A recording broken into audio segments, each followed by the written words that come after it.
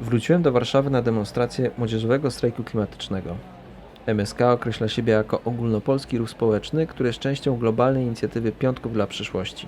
Jest to akcja protestacyjna zapoczątkowana przez Gretę Thunberg w sierpniu 2018 roku. Od lat 70. XX wieku wiadomo, że działania ludzkości mają znaczący i zgubny wpływ na klimat na Ziemi. Przez te 50 lat nikt nie mówił głośno o postępującej katastrofie klimatycznej. Fakty naukowe były ignorowane. Politycy patrzyli krótkowzrocznie, dbając jedynie o zyski i utrzymanie władzy, a dla mediów temat nie był wystarczająco interesujący.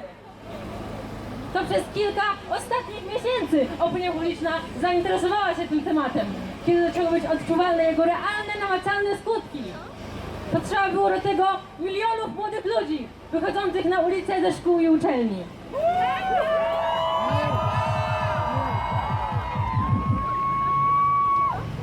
W czerwcu tego roku Polska wraz z Węgrami, Czechami i Estonią zablokowała postanowienie Unii Europejskiej o osiągnięciu neutralności klimatycznej do 2050 roku. Podejmując takie decyzje, politycy wskazują nas na życie w świecie kataklizmów pogodowych, kryzysu wodnego, migracyjnego i gospodarczego. Ich bierność sprawia, że zamiast martwić się, czy dobrze napiszę maturę, muszę martwić się, czy za kilkanaście, a może nawet kilka lat będę mieć dostęp do wody pitnej.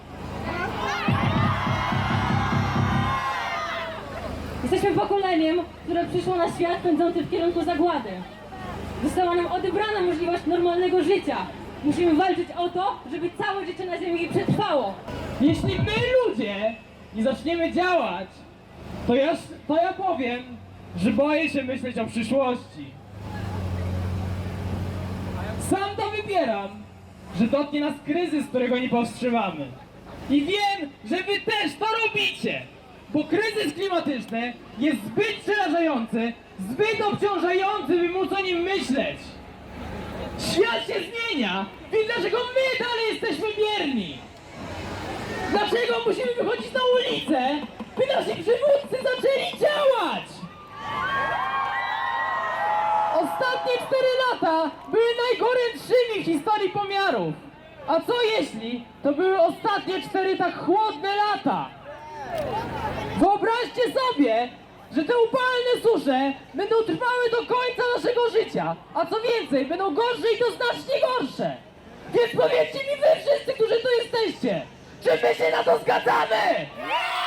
Czy my na to pozwolimy? Czy my pozostaniemy bierni?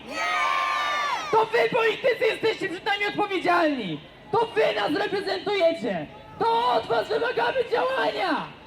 Dlatego my tutaj w Warszawie, my w całej Polsce, my na całym świecie idziemy i nikt nas nie zatrzyma!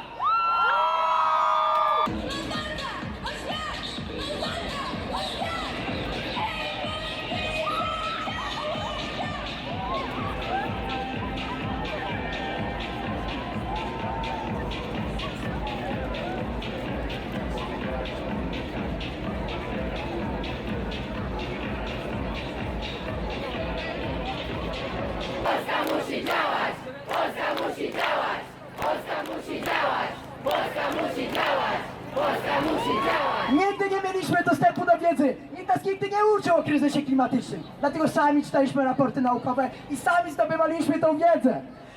W szkole uczymy się, że państwo powinno być opiekuńcze i nas edukować. Nasz średnia na razie tego nie robi. Dlatego domagamy się zawarcia kompleksowej i aktualnej wiedzy o mechanizmach kryzysu klimatycznego w podstawie programowej na wszystkich szczeblach edukacji. Jednocześnie edukacja klimatyczna w pełnym zakresie swoich kompetencji powinny zapewniać samorządy lokalne. Żyjemy w czasach kryzysu klimatycznego, a w mediach ciągle nie widzimy znaczącej zmiany. Media nie informują społeczeństwo, w jak bardzo kryzysowej sytuacji już teraz jesteśmy. Żądamy, by media wzięły na siebie odpowiedzialność za uświadomienie społeczeństwa o zagrożeniach związanych z kryzysem klimatycznym.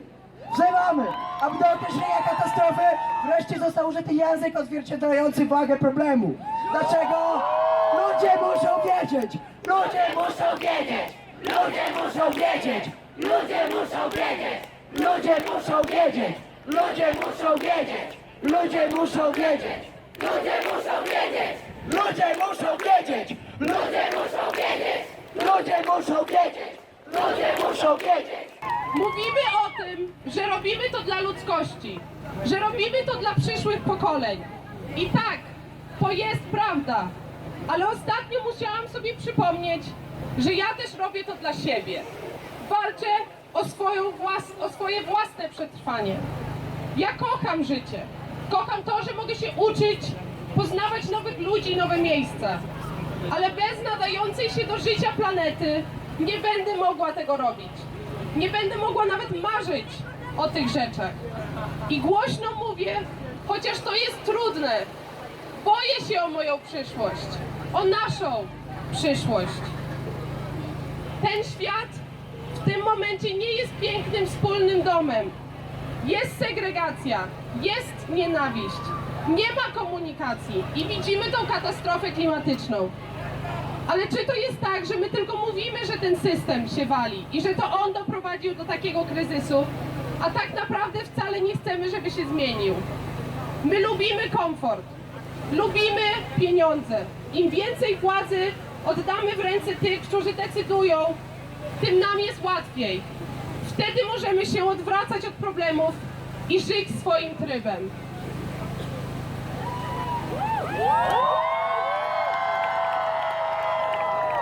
Ale ja mówię szczerze, ja chcę pięknego świata. Więc zmieńmy ten system. Niech to nie będą tylko puste słowa. Nie czekajmy, aż ktoś zrobi to za nas. Dlatego właśnie...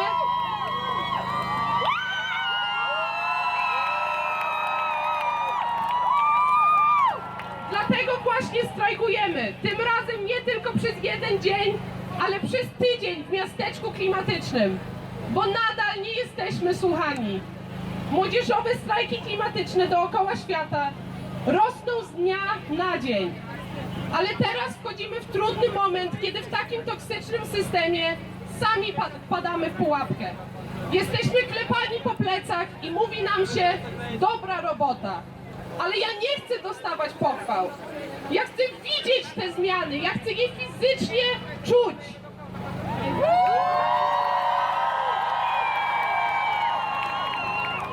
Nadal nie ma zmiany, która musi się pojawić, żeby zatrzymać katastrofę.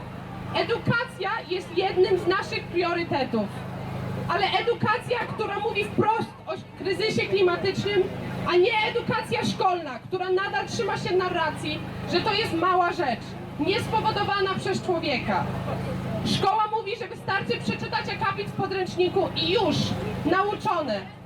Szkoła odwraca się tyłem od aktywizmu, od inspirowania dzieci do działania. Dlatego będziemy tutaj uczyć się wspólnie, jak działać na rzecz zmiany.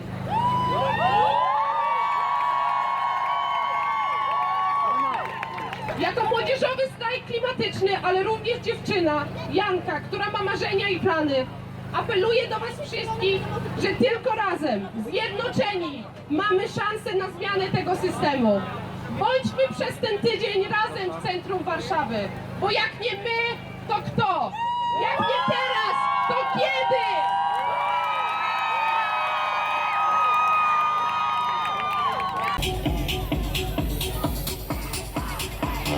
Tego żąda demokracja, sprawiedliwa transformacja. Tego żąda demokracja, sprawiedliwa transformacja. Tego żąda demokracja, sprawiedliwa. Tego żąda demokracja. Tego żąda demokracja, sprawiedliwa transformacja. Tego żąda demokracja, sprawiedliwa transformacja.